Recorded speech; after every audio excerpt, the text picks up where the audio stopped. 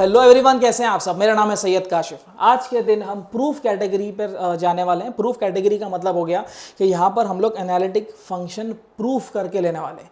जैसे इससे पहले वाले सम्स हम लोगों ने जो सॉल्व किए थे उसमें हमको क्वेश्चन में बोल रहा था कि जो क्वेश्चन है या जो इक्वेशन है वो एनालिटिक है, यानी वो कॉची-रीमैन इक्वेशन को सेटिस्फाई कर रहा रहेगा, वो सम कर रहा था वो सम।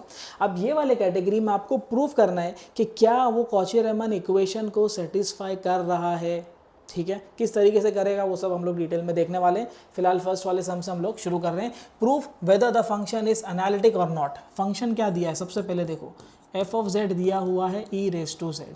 अब जिसने मेरा पहला वीडियो देखा है फॉर्मूलाज का तो उसको सब तभी समझेगा। फिलहाल अगर बीच में से भी देख रहे हो तो टेंशन नहीं, साइड में फॉर्मूला लिखते जाऊंगा। लेकिन बेटर क्या रहेगा ना बेटा, तू पहले मेरा वीडियो देख के और वो नोट्स बना प्रॉपर, तो तेरे को कहीं भी ज़्यादा इधर उधर जाने की ज़रूरत नहीं पड़ेगी।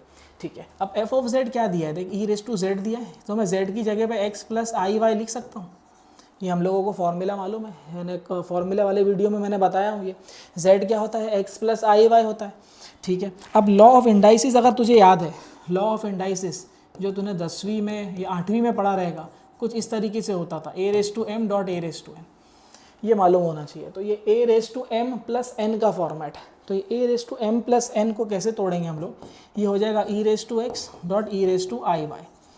ठीक है, अब ये E raise to I Y इसका क्या बनेगा, ये हो गया यूलर्स फॉर्मूला। जिसको नहीं याद है उसके लिए लिख देता हूँ, ई रेस टू आई टीटा, ये हो जाएगा कॉस टीटा प्लस आई साइन टीटा। अब ये जो टीटा है, टीटा की जगह हमारे पास बस y है, तो उससे फ़र्क नहीं पड़ता। आप क्या करो, ई रेस टू एक्स लिख दो और यहाँ पर आ जाएगा कॉस टीटा। ठीक है ना, कॉस टीटा, टीटा की जगह y प्लस आई साइन टीटा, वापस से टीटा की जगह पे y। अब क्या करो, ई रेस टू एक्स को अंदर मल्टीप्लाई करो, तो ये हो जाएगा E raise to x cos Y plus I E raise to x sine Y. तो ये क्या बन रहा है, मेरा एक फंक्शन बन रहा है जिसका फॉर्मेट आ रहा है u प्लस आई वी का। ठीक है ना, ये हो गया u प्लस आई वी का फॉर्मेट। समझ में आया क्वेश्चन कैसा दिया था, उसमें हम लोग ने क्या किया, फॉर्मेट बना लिया u प्लस आई वी का। किस तरीके से बनाया वो जानना काफ़ी ज़रूरी था और मेरे हिसाब से आप लोगों को वो समझ में भी आया है। ठीक है, अब आगे बढ़ते हैं। क्योंकि u है और मेरे पास में v है, तो हम लोग u और v को इंडिविजुअली लिख लेते हैं। u क्या है, ई raise to x cos Y, और v क्या है, ई raise to x sine Y. तो अब करेंगे क्या हम लोग ऐसे केस में, हम लोग पहले u वाले का डेरिवेटिव ले लेंगे with respect to x। E raise to X का derivative E raise to X ही होता है, ये हम लोग को ऑलरेडी मालूम है। तो cos y as it is आ जाएगा। ठीक है, और यहाँ पर आ जाएगा डेबा u बाय डेबा y, with respect to y भी डेरिवेटिव लेंगे, तो E raise to X as it is, cos का डेरिवेटिव माइनस साइन होता है। ठीक है, फॉर्मूला आप लोगों को लिख कर रखना है अपने पास में। मैं लिख देता हूँ, जैसे डेरिवेटिव का formula, derivative of sine x, sine x का डेरिवेटिव होता है कॉस एक्स, फिर डेरिवेटिव ऑफ कॉस एक्स, इसका डेरिवेटिव होता है माइनस साइन एक्स। बेटा पॉसिबल नहीं है बार बार फॉर्मूला लिख कर बताना, इसीलिए पहला लेक्चर देखो, फॉर्मूला नोट करो। जब कोई सम कराऊँ और फॉर्मूला पेज पर आने बोलूँ तो आपको फॉर्मूला पेज ओपन करना पड़ेगा।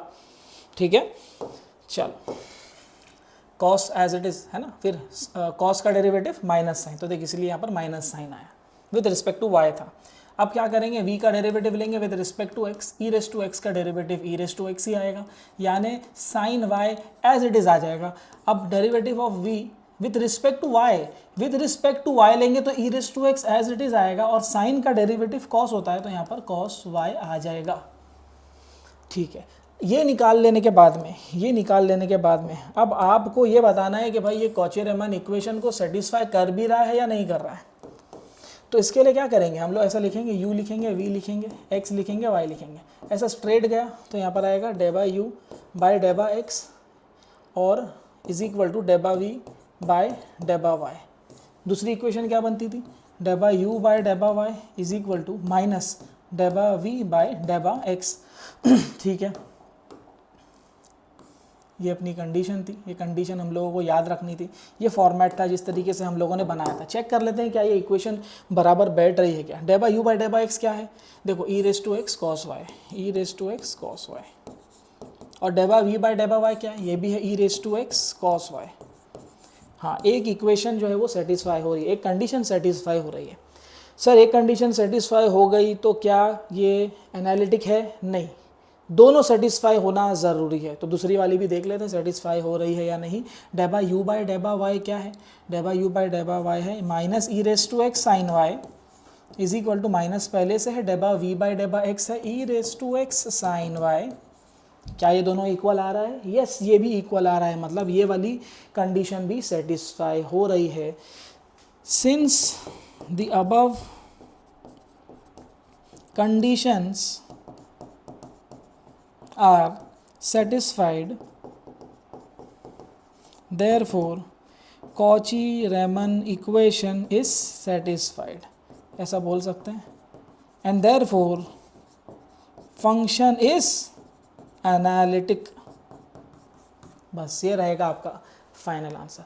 सर ऐसा सम एग्ज़ाम में आ सकता है? बिल्कुल आ सकता है, 2 मार्क्स या 3 मार्क्स के लिए पूछ सकता है। जो अभी नया पेपर पैटर्न रिवाइज किया गया है उसके लिए ये वाला कैटेगरी का सम एग्ज़ाम में वो लोग बिल्कुल डाल सकते हैं।